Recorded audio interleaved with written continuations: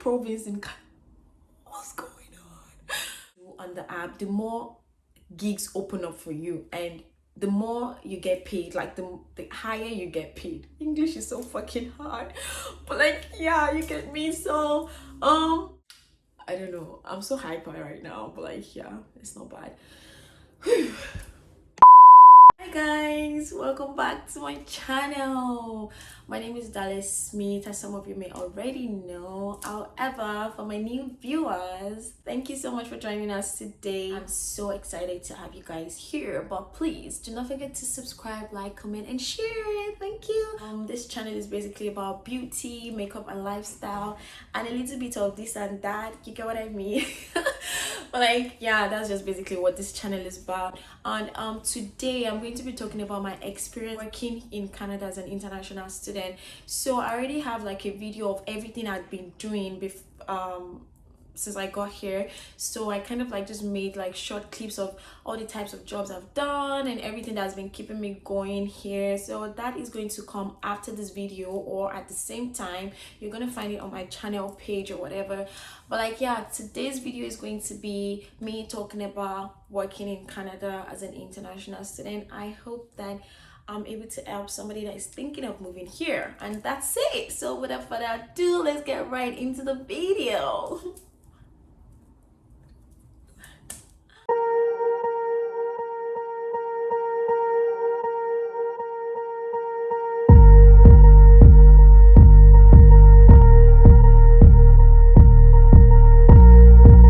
So guys, to start with, I want to say that everything I'm going to be saying in this video is basically based on my experience here in Canada, Vancouver to be precise. So any other thing that you might need, you can definitely go ahead to ask people or wherever it is that you might be going to in Canada, so you'll have enough information, because this is basically what's worked for me in Vancouver, Canada. Whether it's gonna work for you or it's not gonna work for you, I do not know. But like, I'm also going to talk about general things that might work for you wherever you find yourself. So that being said, I'm going to dive into the topic now. It's not as difficult to kind of start working in Canada, right? It just depends on the kind of job you're looking to do, right? I think even everywhere outside the country, it's not that difficult to kind of like earn money. It just depends on the kind of money you want to be earning, right? And here in Vancouver, the minimum pay is $15 an hour. For other provinces, I think it is less, but like here in Vancouver, no job should pay you less than $15, because that's like the minimum wage here. In my own case, when I got here, I mean, I was applying. Even before I got here, I started applying. I kind of got like some responses and everything. However, most of them were kind of asking me if I've gotten my study permit, have I gotten my visa, whatever. And obviously I had not gotten my visa at the time, so I kind of just told them that, oh no, I've not gotten my visa, and blah, blah, blah, blah. And they're like, you know what, when you get this, get back to us, let us know. And then I got here, I got back to them, and then till now I've not gotten any response. So obviously they probably found somebody, right? So my point here is you can even start applying from wherever you are right now, and yeah, you might just be lucky. And another thing is, you're going to survive, you're not going to die. So if you're thinking of coming to Canada or anywhere, no, not anywhere, but like if you're thinking of coming to Canada, you're not going to die, you're going to survive if you can work, and yeah, if you can just plan yourself. You can do like a couple things. You can start working in like a grocery store, you know, the malls here, they usually need people every damn time. They want people to kind of like sell, you know, the counter stuff and all that. But like, the pay to work in all those retail stores and retail companies is not as good, it's not as much, because here the minimum wage is $15. So like, if any store is paying you $15, that's fine for them in their mind, if like that's okay. But like, for you, it depends on how much your rent is and all that. In my own case, that's not going to be enough to cover my rent and make me, you know, do other things, right? So yeah, I didn't want to do stuff like that. There was also the care job. They pay very well. Care jobs, they pay really well. I'm sure that a lot of people know that already. But like, yeah, what you have to do at the place, I personally cannot. it's not because this or whatever. I'm just not that person that wants to, take care of somebody, just sit down and keep taking care of old people or whatnot. Like, it's super boring to me, and I don't have that perseverance. I don't have that patience to kind of like, be carrying somebody and be patient with them. I'll literally just slap anybody. But like, yeah, they pay really well. And there are other jobs that you probably just have to be a companion. You just sit down with the old people, kind of sit down and stay with them, get them their drugs, make sure they use their drugs at the right time. But like, yeah, that's like the in-depth of the whole thing. You can do care jobs. For you to do the care jobs here, you need to do like your first aid. You need to get the first aid certification. That costs about $100 or $150.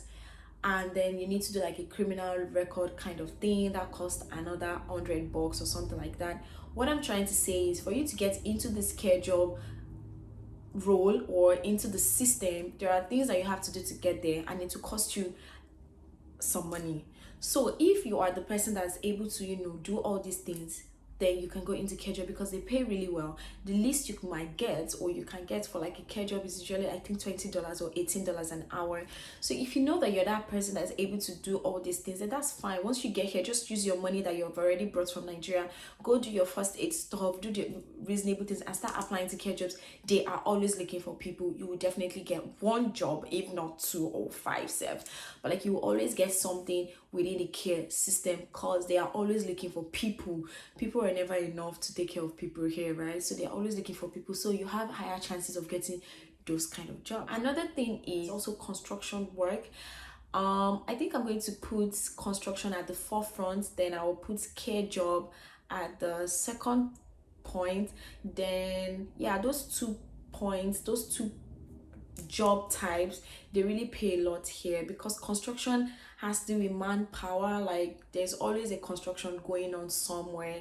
Those things, they are always happening frequently. So if you are a guy, that works best for you. And if you're a lady that you know that you're resilient, you have the energy, you have the woman power to do that, then by all means you can go into construction work. I would have loved to kind of say more about it, but like I said, this video is going to be about my own experience. But like, yeah, I just dive into other things that I've heard of and I've seen my friends do, and yeah, that's about it.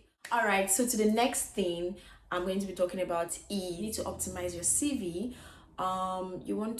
It depends on what you're kind of trying to apply for, right? If you're, say, trying to apply for a digital marketing role, you kind of need to optimize your CV to the job description that the place you want to apply to is requesting for. So when you want to do like an application, there's always a part where they tell you, this is your job description, this is what you're going to be doing and all that. So that part of the job role, you kind of need to like tweak it and put it into your CV, because here there's no human being going through your CV. No, it's literally computers like checking the CV. So they are built in a way that they look for keywords in your CV. So if the keywords are not found by the computer, best believe your CV is probably not going to even be considered, not to talk of you getting like an interview or whatnot. So that's the first thing you want to make sure you're doing. You need to make sure that you're optimizing your CV as you're applying for any kind of job. So even if it's an administrative role, a receptionist role, a digital marketing, engineering role, whatever the case may be, any company that you're applying to would usually have like its job description. So you need to tweak your CV to match the job description, so that when the computers are kind of like doing their thing, it's gonna pick yours, and then you are able to get like an interview. That was my first mistake here. I literally was just applying with my old CV. Sorry for using the F word, but like, yeah, I was using my old CV and I just kept on applying. I'm like, nobody's calling me, what the fuck is going on? And then my friends were like, no, you need to do this, you need to do that, and then I kind of adjusted, I rearranged my CV, I started speaking the language of the robot or the computer or whoever is checking. So yeah, that's the first thing you want to do. So the next thing that you want to do while you're applying, make sure you're applying like to 20 companies in a day or 50 companies in a day, as much as you can, basically, because here it's kind of hard bringing your experience from Nigeria to come and work here, because yeah, they have people that are obviously applying and they have experience with companies here. And another thing is, you're just a student, you have just 20 hours to work, right? Because here they mostly are looking for full-time people. They're looking for people that can grow with the company, not like you have 20 hours and then you just up and leave. But like, it's not like you're not going to get any company that would take you for 20 hours. You definitely get, that's why I said you need to apply to like 50 companies in a day. That makes sense, eh?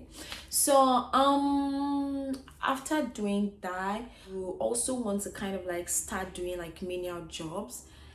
This is not compulsory, right? It's only for people that kind of need to fend for themselves. But if your bills are being paid by your parents, by your uncle, or whoever, then trust me, you don't need to go through all of that stress, because yeah, you're just here to chill, man. Just chill, fucking chill.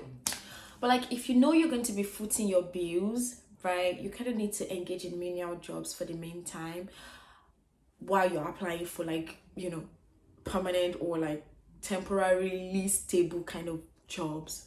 So that's where my experience will come in now. What I did to kind of like pay all my bills here for the past I think 4 months now, and before I finally got like a stable job. When I got here, while I was applying, I also asked my friends the kind of jobs I can start doing just to make cash, to kind of foot my bills and everything. Friends I made here, they all have like a stable job, and but before then, and even while they're still at their stable job, they're still doing other things, right? Because yes, money is never enough in this country. You need to keep making money, cool cash, you get what I mean? So yeah, like, okay, what am I gonna do? I'm already applying, I've not gotten anything. Some of them have responded back to me, I've gone for an interview. All of these things that I'm talking about, you're going to see it in the other video that I've already filmed, which covered everything that I was doing here, and when I went for my interview, how I got my main job that I'm doing right now. Yeah.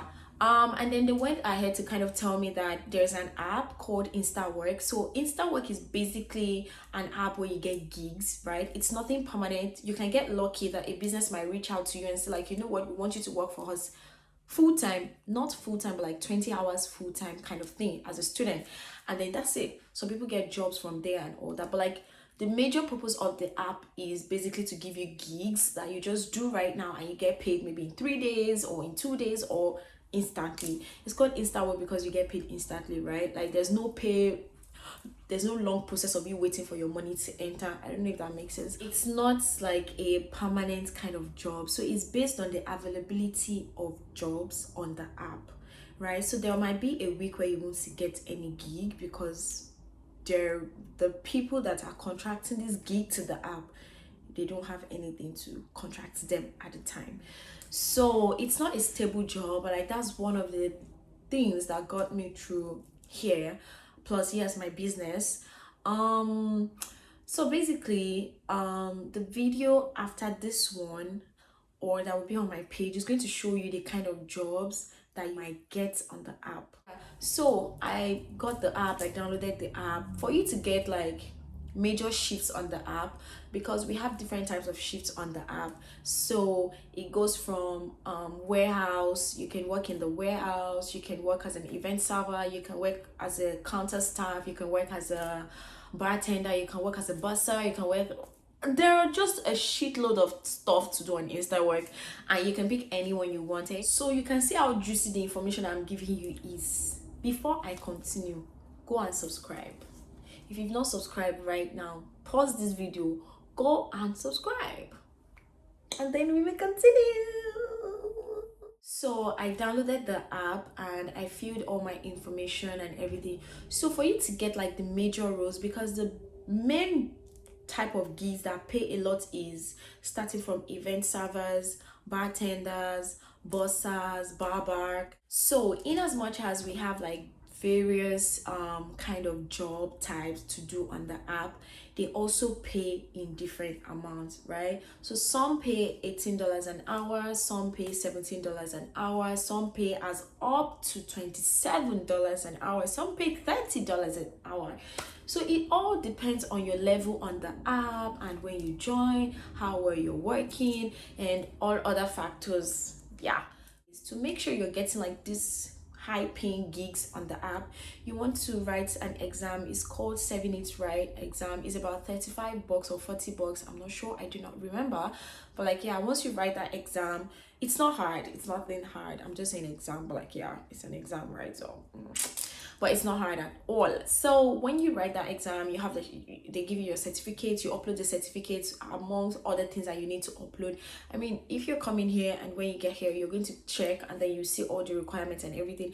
And another issue is InstaWork is not available in every province in Canada, right? I think it's only available in like 3 provinces in Canada. I'm not sure. I think that will be Vancouver, it will be Toronto, and I'm not sure, but I'm very sure of Toronto and Vancouver. So yeah, those are the 2 places I am positive that they work in, like they function in. You can download the app and work there. So yeah, after you download the app and you do the exam, it kind of helps you to get more gigs, right? So because you're just starting on the app, you might be getting like the basic stuff, which is counter staff. Counter staff is just basically somebody that kind of attends the customer at the forefront, so like a salesperson. Basically, it's just like you're getting like 20, you would get for that, you get about $18 an hour. I think the list is $17 an hour. Yeah, that's that. So in my next video, you will definitely see everything there. You see the way you work, where you work, and everything. There's also dishwashing jobs on it, and yeah, you're going to see everything, right? The dishwashing job that I did one time, because I hate anything that has to do with dishes, right? Even personally, I find it very hard to wash dishes. In my house here, there's a dishwasher, so I'm super happy, because back in Nigeria, it was a horror movie. I hated washing dishes. I still hate them.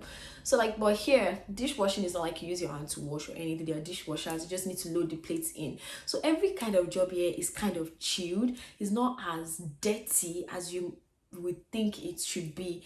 And people are very respectful here. They would thank you for your service. They make working sweet for people here, right? Because they respect you. Even though they are paying you, they will thank you for your service, they will thank you for coming through. They just really appreciate effort here, right? So that is something that also would not make you feel like, oh, I'm doing something. The people that can even make you think about that kind of thing is the people you are working with, right? Like other people you are working with, which might be other Nigerians or other countries or whatnot. Is your colleagues that will make you feel some type of way, like, do you know who I am? Do you know where I'm coming from? Because I'm doing this one with you, you think. But like here, the people that you're working for would not necessarily make you feel like that. So InstaWork is like one thing that actually like helped me with my bills till I got like my stable job. So to kind of like buttress my point, I have another video that kind of covered everything I did from the day I got here to when I got like my stable job, right? So it captured me, you know, doing the menial job, some of these menial. So you guys are going to see that it's not something that is so hard to do or it's going to kill you, or it's like a smelly job or anything like that. No, it's literally like prim and proper. Here is like totally different from where I'm coming from, which is Nigeria. If you're going to be doing these kind of jobs in Nigeria, best believe you're going to be going through a lot to do them. But like here, it's actually like very organized and you get paid good money for some of these jobs or shifts or whatever gig that they call them. So yes, like I already mentioned, you're going to see like a shitload of all the things that I did on the app while I joined the app. I didn't film everything because some of these shifts you're not supposed to be using your phone.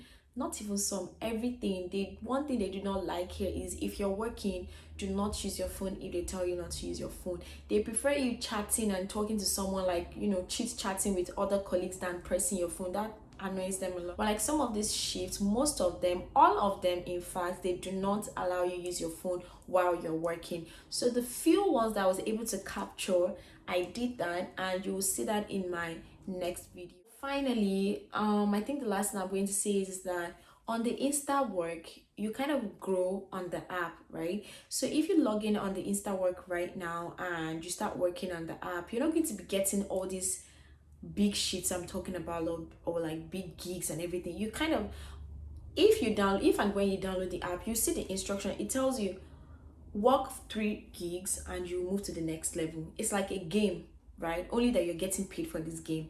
So how you move from level 1 to level 2 to level 3 in a game, that's the same way you move here. Only that there are things that you need to do to meet up with this next level, right? So it might tell you work 3 gigs to get to bronze, work 4 gigs to get to silver, work 5 gigs to get to gold. So the gold and the platinum level, they are like the biggest level on the app, right? When you hear platinum, when you hear gold, obviously.